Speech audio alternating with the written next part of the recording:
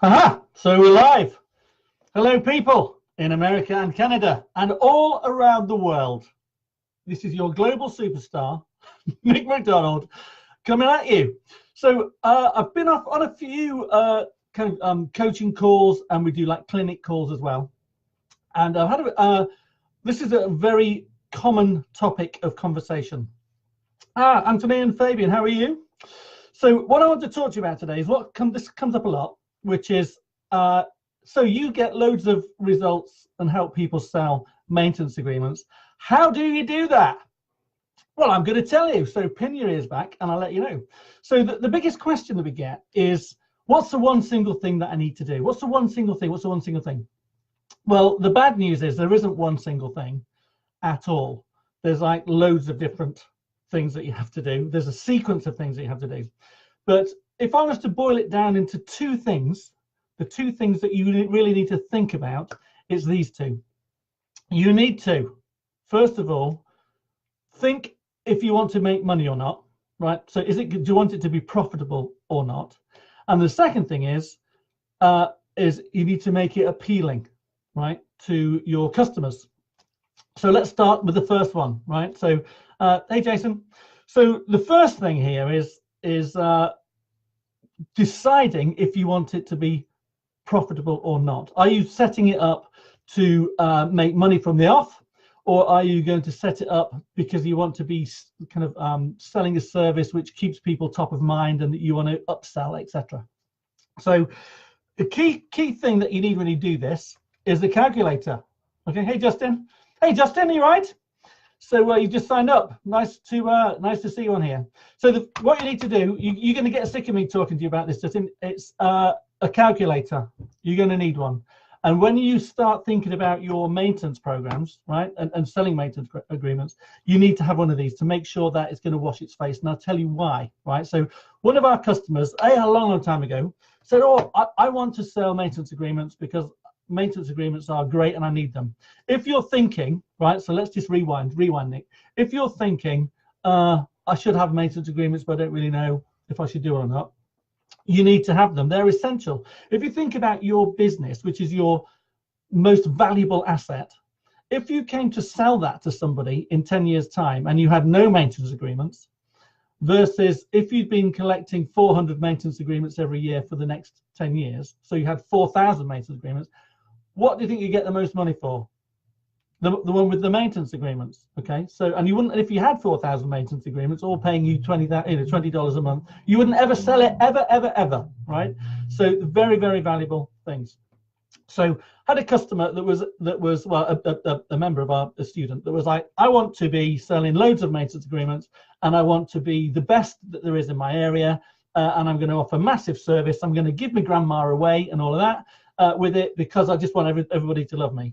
So we priced it at $189 a year, right? And that's 2 visits a year, $189. I was like, we might not want to be doing that. Think about that, get your calculator out. I love my calculator. Get your calculator out. Does it make sense to you?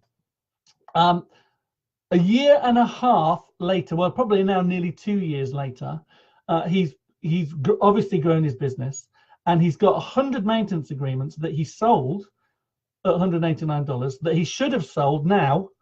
He realizes that they should have been $289. That's right, it's cheap.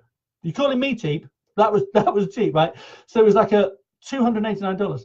So the mistake that he made was, I'm a one-man shop and I want to get my foot in the market, and I know maintenance agreements are a great way forward. Go, right? So don't make that mistake, because now he's bigger, right? And he's got 2 or 3 trucks. He's got people in those trucks, and those trucks and those people cost him money, right? What's the average cost of a man and a tech and a truck? You got to get the truck wrapped, you've got to buy the tools, and then there's all the insurance, yada yada yada. $8,000 a month. So, and if you've got that many maintenance agreements that you've got to employ somebody full time, then you've got to it's got to watch its own face. So don't make that mistake. The rookie mistake is, I'm just starting out, there's only me in my business, I'm going to price like there's only me in my business. Okay, don't do that. Okay, so going back to deciding is your maintenance, how are you going to price it? Is it going to be foot in the door, or is it going to wash its own face? Now, if it's a loss leader, right, you really do need to know. You really do need to know if you're going to do that. If you're going to say, right, what I'm going to do is price it so people love me, and it gets me, either gets me in the door, it gets me back again. Few things, right? You need to properly understand this. What you're selling is a maintenance agreement, and the promise is we'll maintain your system for you, and we'll look after it for you, so it won't necessarily cost you too much money. So year one, you get the repairs and you sell the maintenance agreement on the back of the repair. Second visit, right, or year two, right, if you go and say, guess what, I found another $800 repair, you're going to get punched in the face. So obviously, there will probably be, depending upon the age of systems and stuff like that, genuine times where you are going to have to find repair. Each time you go, you're repairing it, right? But if you're doing a great job, you're going to do the repair, fix everything, and then you're going to maintain it. So your second visit or your third visit or your fourth visit, you're not going to have the huge repairs to pay for, if you like, to supplement the low cost of the maintenance agreement. If you're going to go in with a maintenance agreement, you need to know your numbers. You need to know how many maintenance agreements turn into new installs, right? What the average install value is, and what's the average amount of time that might take to do, right? So you are realizing the lifetime value of the customer. How long does it take you to realize the lifetime value of the customer? So also, and it's important so that you've got systems in place, right? Sales systems in place and customer service systems in place to upsell, right, to the customer. So really important that you think about that, right? So, or, right, if you're going to go for, this is a program, my maintenance agreement needs to, we say in the UK, wash its own face, which means it needs to be a standalone, income generating stream, activity stream, then obviously you need to do this, right? Few things with that calculator. So, and when I say calculator, I don't mean to say you need to hold it by your face and wish for the best. You need to spend a morning sweating over your calculator, thinking about stuff. And this is what I want you to be thinking about if you're doing this. When you look at the numbers, right? So when people go and give away their grandma because they want to sell stuff, one of our customers, right? I won't tell you his name, but it was Mark, right? Mark sold a maintenance agreement. He was in this. I'm going to own the market, and his top tier was 20% discount on top of loads of other benefits. But if you buy my top thing, 20% discount. Unlike his second visit, second one he'd sold, he had to go back and fix something else as well because something else was genuinely broken, and he had to give a 20% discount to the customer. I said to him, Mark, how did that make you feel? And he was like grey and green. He was like, yeah, sick. I hated it. Now, if you're going to price to discount, that's fair enough. But this is what I want you to consider. When the numbers are small, when you've got, if you're just starting out, if you've got 5, 10, 15, 30 maintenance agreements, then you are at a big risk, if you like, of having to cough up on the promises that you're making to your customer, right? So if you're promising 20% discount, I would never ever give 20% discount away. I hate discounting, right? If you can call it like a loyalty bonus or whatever it might be, but giving away 20% margin, if you're not priced to absorb that, is madness. You don't want to do that. But if you are pricing that, right? Lost my thread now. What was I talking about? Yeah, discounting numbers, right? So if you've only got a few, then you are at risk of having to pay out, right? But if you've got, let's just imagine this, 2 years time or 3 years time in the future, if you have been collecting 100 maintenance agreements every 90 days, right? So in the course of a year, let's say you've picked up 300 or 400 maintenance agreements, and that is possible. We've got people that do that in our program, right? So you could easily do that. You do that for 3 or 4 years, right? Pretty soon you've got 1,000 maintenance agreements, right? Or 1,500 maintenance agreements. When you've got that amount of maintenance agreements, if you've got 1,500 maintenance agreements, I'll just do the maths now on my trusty calculator. I love my calculator. So you've got 1,500 maintenance agreements, all paying you $20 a month, right? That is $30,000 a month coming into you on a recurring basis every single month. Now, that's 1,500 customers. Now, you're not going to be servicing 1,500 customers every single month. Of course you're not. So you've got a real big cushion. So if something bad does happen, right, with a system, then you've got the bandwidth and you've got the financial cushion, if you like, to treat the customer spectacularly well, right? Spectacularly well, because you've got that cushion. But you don't feel that, right? You feel really at risk, if you like, if you're offering big discounts and big promises and warranties and stuff like that, when you're first starting out, because you haven't got the volume. So my advice is, right, when you're thinking about, number one, deciding, is it going to make money for you or not, if it's a loss lead or not? Think about your calculator, right? Think about how much money, are you going to be making money? Are you going to be breaking even? Are you going to be losing money? But think about it, times everything by like 100 or 250, right? And just think, well, if I'm selling this and I have actually sold 250, right? 300. If you've got 200 between, in the industry, there's people arm wrestling about this figure all the time, but anything between 250 and 400 maintenance agreements will provide enough work, depending on what they're priced at, will provide enough work for one guy all year. So, you know, so for every 300 or 400 maintenance agreements that you've got, that's a truck, that's a guy going, right? So just think about, when you're pricing it, what is my business going to have to look like? What's the infrastructure going to need to look like in order for me to deliver on the promises that I'm making now? Because now I'm desperate for maintenance agreements. I don't want to sell loads, right? So I'm going to give my grandma away. But when you look at, I've now got 1,000, just project into the future, I've now got 1,000. What does that actually look like to your business? Is it going to break you? Is it going to break you, right? So going back to that guy, $10,000, he'd undersold himself by 10 grand. So that's a lot. That's a lot of money. You know, he sorted it out, obviously sorted it out. So we had strategies to help him with that. So he wasn't spending his time now crying into his beer. But what I want you to be sharing, this is the beauty of this. You're learning from other people's mistakes and other people's pain. It's a beautiful thing. So number one, decide. Is it going to be a loss leader? Is it going to break even? Is it going to make money?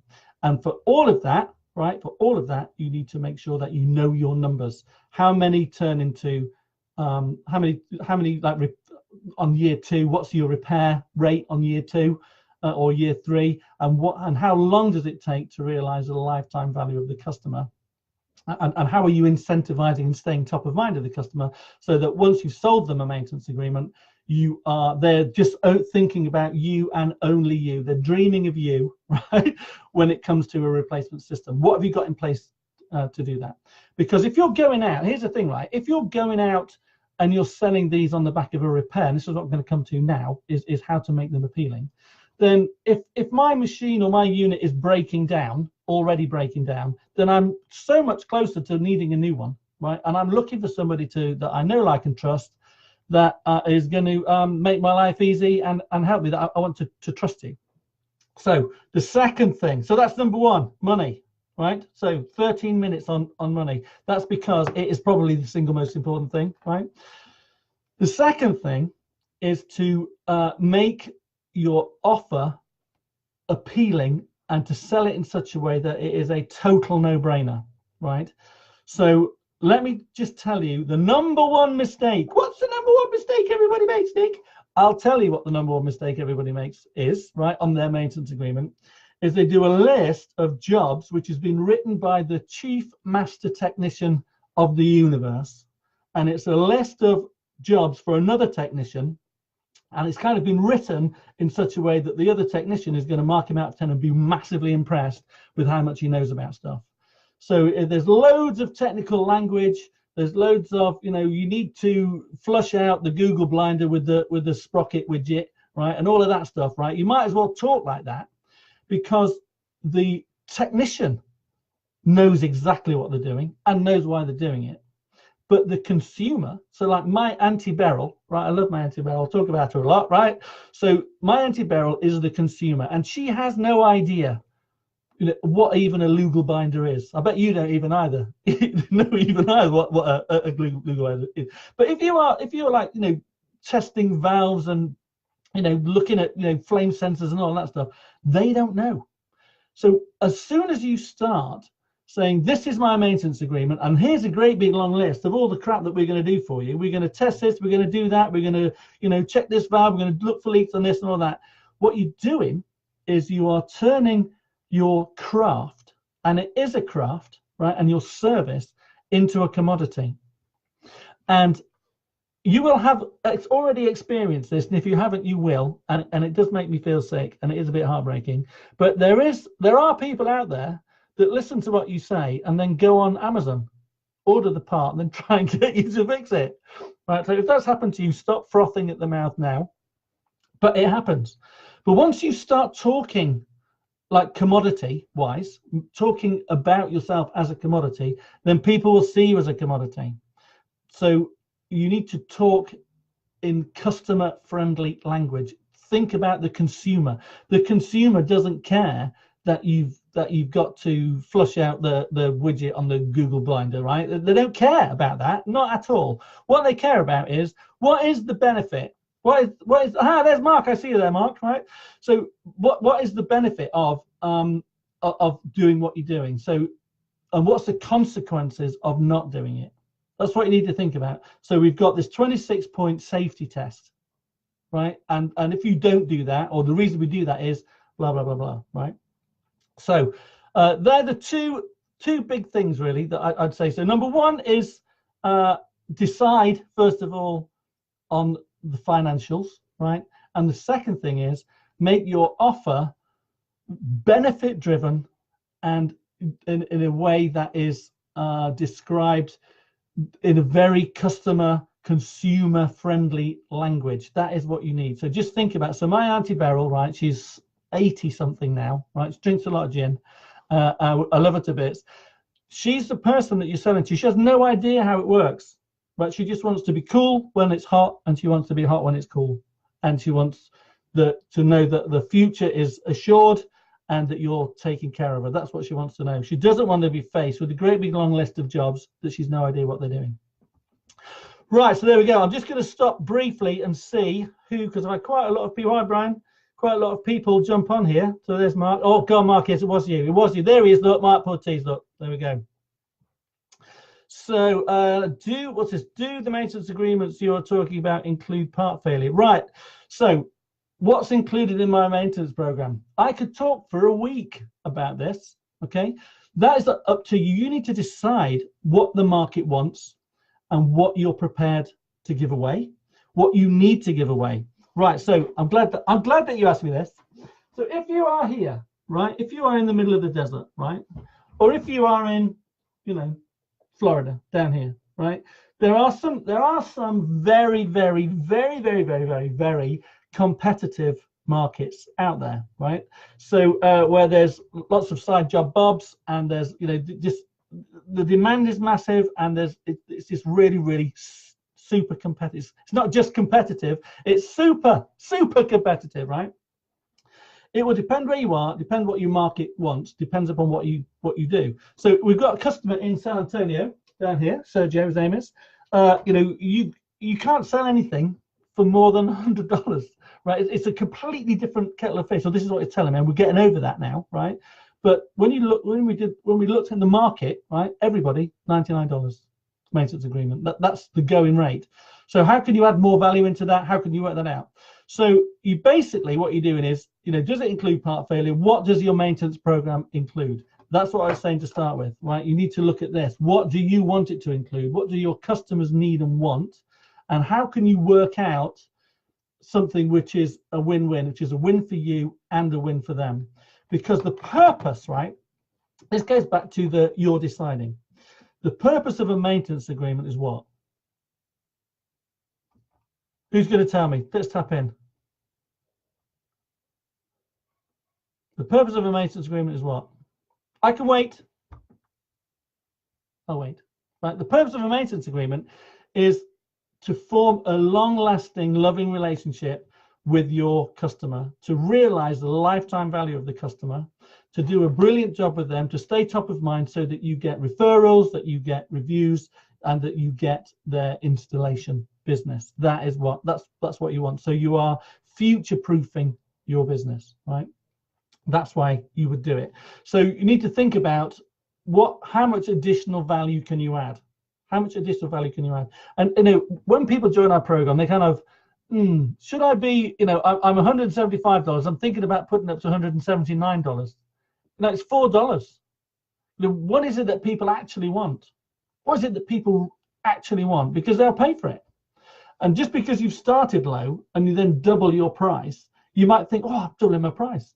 But that you might need to triple your price, maybe. I don't know. Right? You might be massively expensive already. So there we go. So you have to really think. So that goes back to the point number 2 is having a compelling offer. What is it that your market needs? Where are you? Right?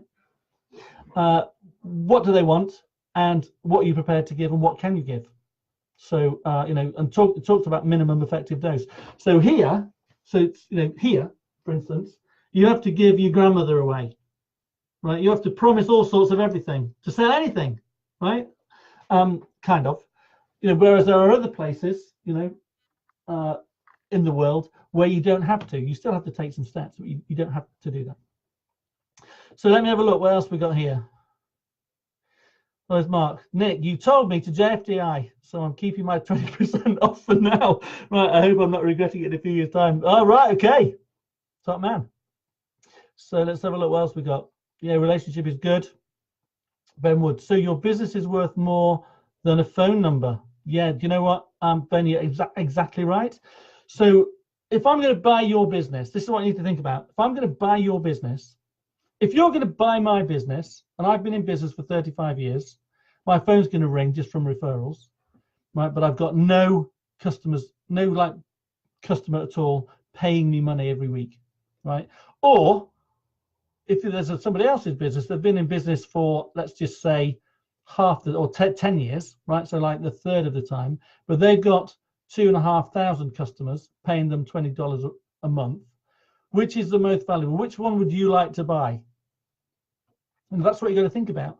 So you're getting your maintenance agreements sorted out, as they say, Dan Landon, right, in the UK. Sorting that out, giving it some thought is going to add massive, massive, massive value to your business, without a doubt. But you need to think about it. So this is, I suppose, what do we find? What we find is this, right? Right, I know that I need to do maintenance agreements. I know I need to get that sorted out. I'm going to just do it. I'm just going to just do it. And they just do stuff. People do it without thinking. So the most critical thing is to think about the 2 things we've talked about. Can you remember what they are? Can you remember what they are, Nick? Number 1 is, does it make financial sense? Right? Are you, and how are you pricing it? And how are you going to deliver it? And then number 2, is it consumer friendly and easy to sell? Is it benefit driven? If you get those 2 things lined up first, then the selling it becomes easy. It becomes like no brainer if you have a system in place. So I hope that this helps you. Let's have a look. I think that's everybody. Okay. So as always, we're here to help you. Right. If you want any help or you want to help with your thinking, whatever, just reach out and we'll do what we can to help you in the industry. So keep smiling, no slacking, and I'll talk to you very soon. This is Nick McDonald saying over and out.